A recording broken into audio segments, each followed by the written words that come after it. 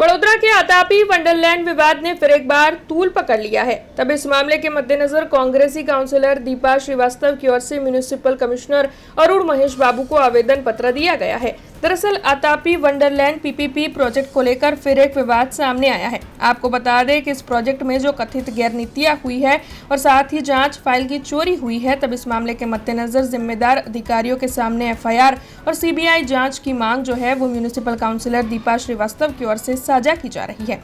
आपको बता दें कि अतापी वंडरलैंड प्रोजेक्ट के साथ जो एमओयू किया गया था, उसके बाद में नई एजेंसी के साथ करार किया गया और उसके बावजूद भी बिना मंजूरी के 2 होटल और मैरिज पार्टी प्लॉट बांधे गए हैं, ऐसे आरोप लगाए जा रहे हैं। तब इस मामले के मद्देनजर कांग्रेसी काउंसिलर दीपा श्रीवास्तव की ओर से यह दावा किया गया है कि गैर कानूनी बांधकामों की जांच के लिए जो महत्वपूर्ण फाइल तैयार की गई थी वो खंडेराव मार्केट स्थित कमिश्नर के निवास स्थान में से गुम हो गई है। हालांकि वहां पर सीसीटीवी होने के बावजूद भी फाइल गुम कैसे हो सकती है, इस मामले को लेकर भी काउंसिलर दीपा श्रीवास्तव की ओर से सवाल उठाए गए हैं। तब इस पूरे मामले के मद्देनजर सीबीआई जांच की मांग साझा करते हुए म्युनिसिपल कमिश्नर अरुण महेश बाबू को काउंसिलर दीपा श्रीवास्तव ने आवेदन पत्र दिया है। तब आइए सुनते हैं इस पूरे मामले में कांग्रेसी काउंसिलर दीपा श्रीवास्तव की प्रतिक्रिया। 2 દિવસ અગાઉ મેં કમિશનરશ્રીને, મેયરશ્રીને અને સીબીઆઈ ઓફિસમાં આ પત્ર મોકલ્યો છે, સૂચન મોકલ્યું છે।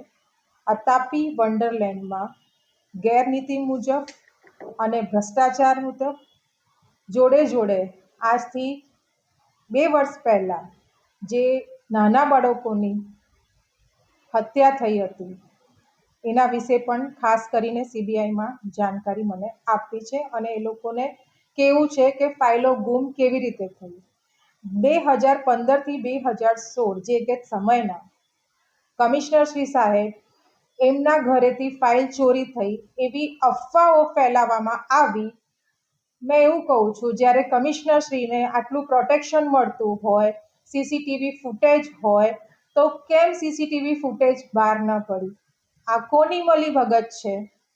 આ કેવો ભ્રષ્ટાચાર છે કે આટલા વર્ષો થયા એના પછી બી અતાપી વંડરલેન્ડમાં ગેરનીતિ ભ્રષ્ટાચાર ચાલી રહ્યું છે। ના એમની જોડે કોઈ લાયસન્સ છે, ના કોઈ એમની જોડે પુરાવા છે। આ ખરેખર બીએમસીને નુકસાન થઈ રહ્યું છે। આનો જવાબ તો આપવું જ પડશે। मैं એ જ કહેવા માંગી રહી છું કે બીએમસીને નુકસાન થઈ રહ્યું છે।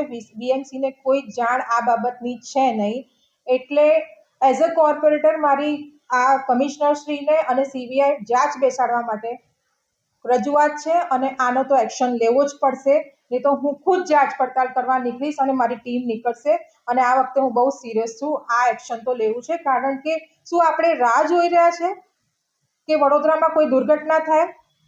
અતાપી વંડરલેન્ડની મશીનો એટલી જંગ ખાઈ ગયેલી છે, શું એની જાંચ પડતાલ કોઈએ કરેલી છે? મેં મારી રજૂઆત મૂકી છે કમિશનરશ્રી સાહેબને અને મને વિશ્વાસ છે કમિશનરશ્રી પર, મેયરશ્રી પર કે લોકોના હિતમાં, જનહિતમાં કાર્ય કરશે અને સીબીઆઈ જાંચશો બેસશે। હું ધરણા પર બેસીશ, જે નોર્મલ લોકો કરે છે એ જ કરીશ, પણ આ લોક માટે, વડોદરાની જનતા માટે છે, અનસેફટી છે, ભ્રષ્ટાચાર છે। હવે कमिश्नर श्री साहब आपने तो आवाज उठावी ज पड़શે। हमसे जुड़े रहने के लिए हमारे YouTube चैनल को सब्सक्राइब करें और नई वीडियो की नोटिफिकेशन के लिए बेल आइकॉन को दबाएं।